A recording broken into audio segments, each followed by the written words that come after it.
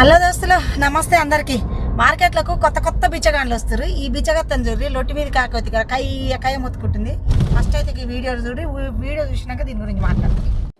నీతోటి మాట్లాడిపించేటువంటి వ్యక్తులకు నిజంగా వాళ్ళకు దమ్ముంటే వాళ్ళను ఒక ప్రెస్ మీట్ పెట్టి మాట్లాడమను. కవితక్క గురించి ఛాలెంజ్ చేసి మాట్లాడమను. అక్క అప్పుడు మాట్లాడితే సమానం చెప్తుంది.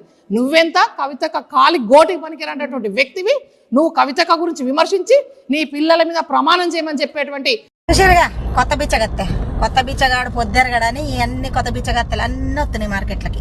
మంచి మార్కెట్ ఉన్నట్టుంది, వీళ్ళకి బాగా గిరాకీ ఉన్నట్టుంది, బాగా వస్తున్నారు. అవునే బుజ్జి, నువ్వు మున్నూరు కాపు బిడ్డని, నేను కూడా నువ్వు మున్నూరు కాపే అని చెప్తున్నావు.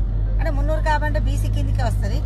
ఒక్కసారి మెమ్మని అడిగే, నువ్వు బీసీ మున్నూరు కాపు బీసీ బిడ్డవా లేదంటే క్రాస్ బీడ్వా అని. ఎందుకంటే ఇప్పుడు జరుగుతున్న ఉద్యమం ఏంది, నువ్వు మాట్లాడే మాటలేందే అమ్మా. నేను బీసీ బిడ్డని, నువ్వు కవితక్క కాలు గోటికి సరిపోవంటున్నావు తోటి నీ మున్నూరు కాపు బిడ్డని. సిగ్గుందా అని నేను అడుగుతున్నా ఫస్ట్. ఎందుకంటే ఇన్ని సంవత్సరాలు కూడా వాళ్ళ బాడుగుడు తింటుకుంటూ వాళ్ళ మోసేతులు నీళ్ళు తాగుకుంటూనే కదా బతికింది. మరే ఇయ్యాల లెస్త మాట్లాడుతుంది కవితక్క. బయటకు వచ్చి 10 ఏళ్ల నుంచి ఉన్నదెవరమ్మా? వాళ్ళ అయ్య కాదా, ఆమె కాదా, ఆమె లేదా? ఆమె బుద్ధిమంతురాల పనులు చేసిన అది ఆమెతిగా బగ్గ సంపాదించింది, లిక్కర్ స్కాములు అవి ఇవి చేసి. ఇక నీలాంటి వాళ్ళకి ఇట్లా చల్లుతుంది. ఇక మొరుగుతా ఊరు మీరు కుక్కలు మొరిగినట్టు. ఇప్పుడు మళ్ళా నన్ను డబ్బులు తీసుకున్నావా, టీఆర్ఎస్ పార్టీ వాళ్ళకి అమ్ముడు పోయినావా అంటున్నావు. ఇప్పుడు నువ్వు మాట్లాడేట ఆమె ఎవరమ్మా? ఆఫ్రికా నుంచి వచ్చిన అది. అవునులే, తిహార్ జైలు నుంచి వచ్చింది, కరెక్టే. వాళ్ళ ఫ్యామిలీ కాదు ఈమె. సిగ్గుండాలి కొద్దిగా మాట్లాడతాను. మళ్ళీ నేను కూడా నేరుకాపే అని చెప్తున్నావు. తోటి బిడ్డని ఉద్యమం నడుస్తుంది, బీసీ ఉద్యమం నడుస్తుంది. బీసీగా పుట్టిన ప్రతి ఒక్కడు చేతనైతే సపోర్ట్ చేయరు.